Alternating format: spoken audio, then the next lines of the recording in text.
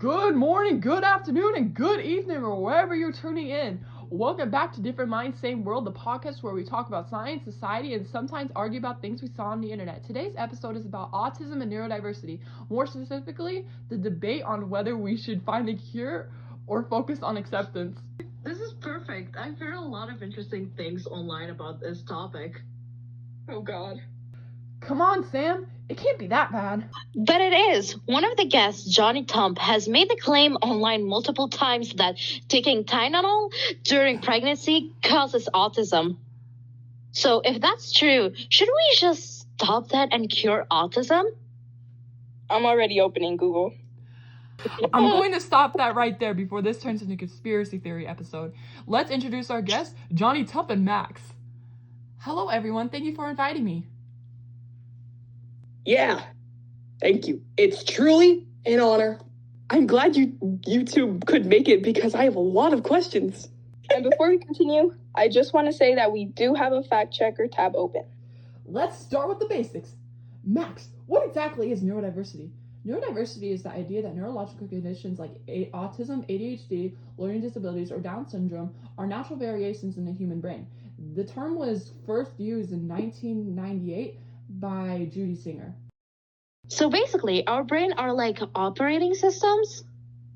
Stum, or Mac. And some are Linux, and only 3 people understand them.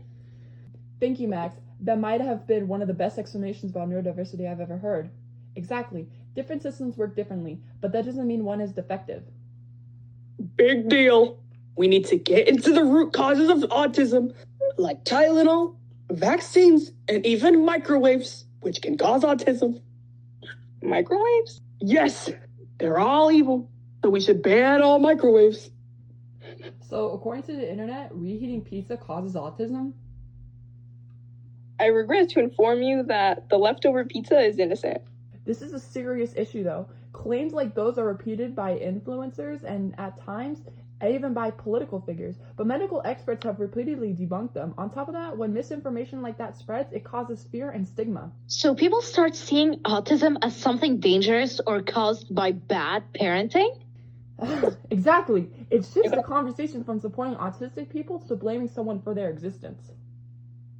Okay, that sounds messed up, even for me. You mentioned earlier that this topic is deeply personal for you. Do you want to talk about that? Of course I can.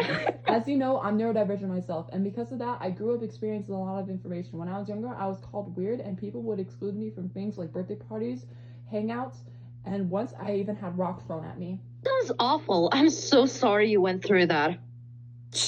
Big deal. Kids will be kids. And if I have learned one thing through having kids, it is that kids can be brutal.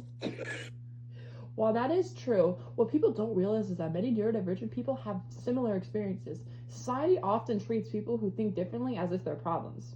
So because of that, does the stigma get worse when people try to cure it? Yes, it does. Another topic you wrote about was something called masking. What does that mean? Masking is when neurodivergent people hide their natural behaviors to appear more neurotypical. For example, copying how other people act, hiding stimming behaviors, and pretending not to be overwhelmed in loud environments. Wait, so you have to hide yourself every day? Isn't that normal? Like when you're trying to act professional? Honestly, it sounds like me during family reunion. I expect you're masking the urge to argue about politics. That's survival, Sam. It's not normal, Johnny. For neurodivergent people, it happens all the time. Like at school, work, or public places. Studies shows that masking is linked to higher rates of anxiety and depression. Okay, yeah, that doesn't sound healthy. So this leads me to the big and most controversial question. Should autism be cured? I say yes. You also said once that the moon landing was filmed in someone's basement. It was in a big basement. Max, what do researchers say? Many researchers argue that acceptance-based approaches are more helpful than cure-focused ones. Instead of trying to eliminate autism, they focus on supporting people. Things like accommodations in school, mental health support, and inclusive workplaces. So, helping people succeed rather than trying to make them someone else? Exactly. It honestly sounds like a much better investment than trying to fix people. What would an acceptance-based society look like?